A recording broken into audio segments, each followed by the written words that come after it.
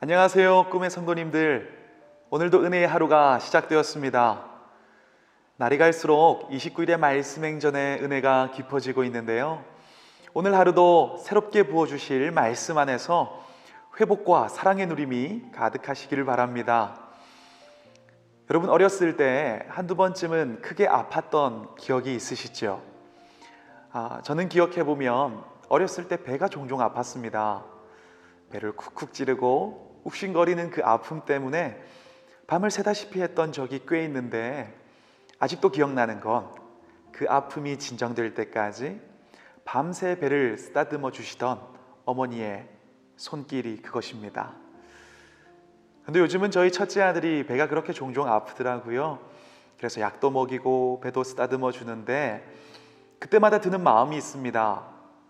그냥 내가 대신 아팠으면 좋겠다. 내가 대신 아파줄 수 있으면 얼마나 좋을까. 아마 아이들을 키우는 부모님들께서는 한 번쯤 그런 생각을 다 해보셨을 거라 생각을 합니다. 사실 자녀들을 향한 부모의 사랑은 자신의 이익을 위해 살아가는 세상 속에서는 찾아보기 힘든 헌신적인 사랑입니다. 그런데 오늘 본문을 보면 대신 아픈 것 정도가 아니라 자신의 생명을 내어주시기로 결정했던 무모한 사랑으로 우리를 품으신 예수님이 등장합니다. 본문에 등장하는 예수님께서는 우리를 위해 십자가의 죽음을 앞두고 계셨습니다. 그리고 인간적으로 얼마나 고통스러우셨는지 37절을 보면 가장 가까이 하셨던 제자 베드로, 야고보, 요한에게 이렇게 말씀하십니다. 내 마음이 너무 고민하여 죽게 되었다. 하나님의 아들이셨지만 온전한 인간으로 오신 예수님의 마음은 너무나 무거우셨습니다. 하지만 그럼에도 주님께서 결국 그 좁은 길을 가셨는데요, 그렇게 하실 수 있었던 것은 그 상황 속에서도 하나님께 기도할 수 있었기 때문입니다. 예수님께서는 어두운 인생의 밤을 보내셨지만 그 상황 속에서 누가 주님과 함께 하시는지를 아셨고, 기도를 통해 더 깊이 하나님과의 관계 안으로 들어가셨습니다.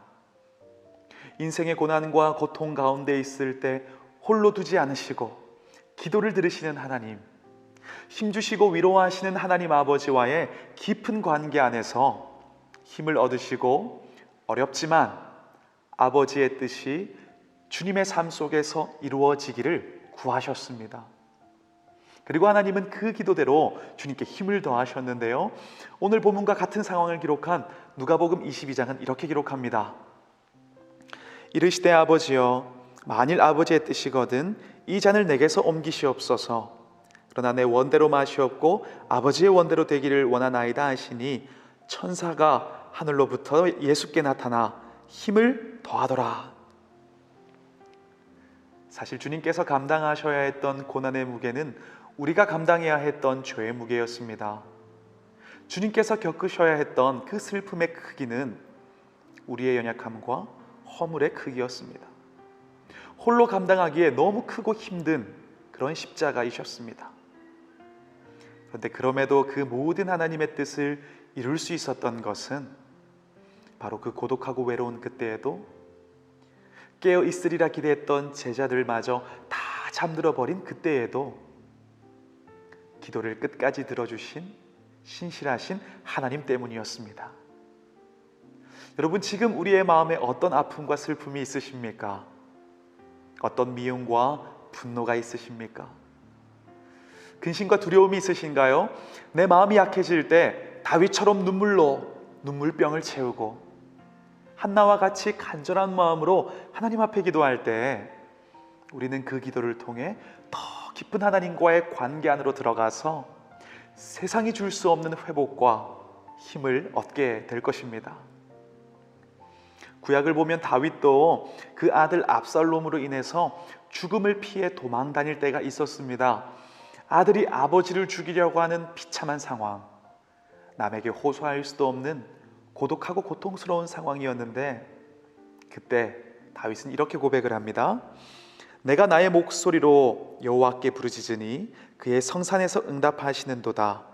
내가 누워 자고 깨었으니 여호와께서 나를 붙드심이로다. 천만인이 나를 애워싸 진친다 하여도 나는 두려워하지 아니하리이다. 충격과 배신감, 근심과 스트레스로 낙심될 수밖에 없는 그 상황 속에서 다윗은요, 누워 자고 깨었다라고 고백을 합니다.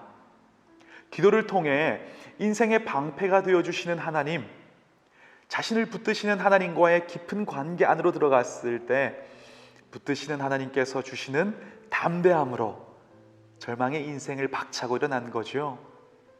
여러분, 오늘도 우리가 이 사실을 기억하면서 믿음의 눈으로 기도를 들으시는 주님을 바라보길 소망합니다.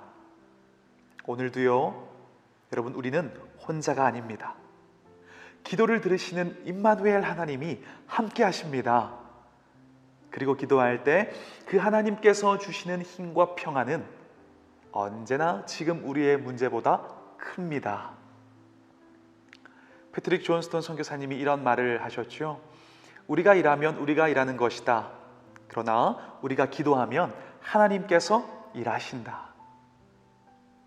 오늘 하루 너무 바쁘고 힘들다면 그렇기 때문에 도우시는 하나님께 무릎으로 눈물로 기도하길 소망합니다. 특별히 29일의 말씀 행전을 통해서 주시는 말씀들이 우리의 삶 속에서 이루어지시기를 기도하고, 그리고 나의 삶을 향한 아버지의 뜻이 이루어지기를 기도할 때 하나님의 선한 능력이 우리를 감싸 일으키시며 그 길을 걸을 수 있도록 도우시고 밀어주실 줄 믿습니다.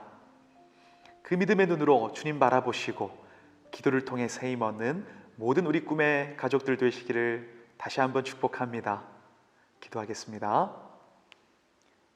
사랑의 하나님, 우리가 힘들고 지치고 안개 속과 같은 그 삶을 살아갈 때에도 우리의 기도를 들으시는 신실하신 하나님께서 함께 하신다는 것을 믿고 기도를 통해 주님께 나아가 주시는 힘과 능력으로 오늘과 주시는 하루를 살아가게 하여 주시옵소서.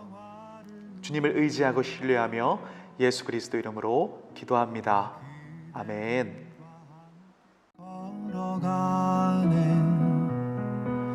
나 그대들과 아내를 연애 지나간 어물 어둠의 날들이 무겁게 내 영혼 짓눌러도 오 주여 우릴 외면치 마시고 약속의 구원을 이루소서. 그 선한 힘이 우릴 감싸시니 믿음으로 일어날 일 기대하네. 주 언제나 우리와 함께 계셔 하루 또 하루간을 새로워 주께서 밝히신 작은 촛불이 어둠을 헤치고 타오르네. 그 빛에 우리 모두 하나 되어 온 누리에 비추게 하소서. 그 선한 힘이 우릴 감싸시니 믿음으로 일어날 일 기대하네. 주 언제나 우리와 함께 계셔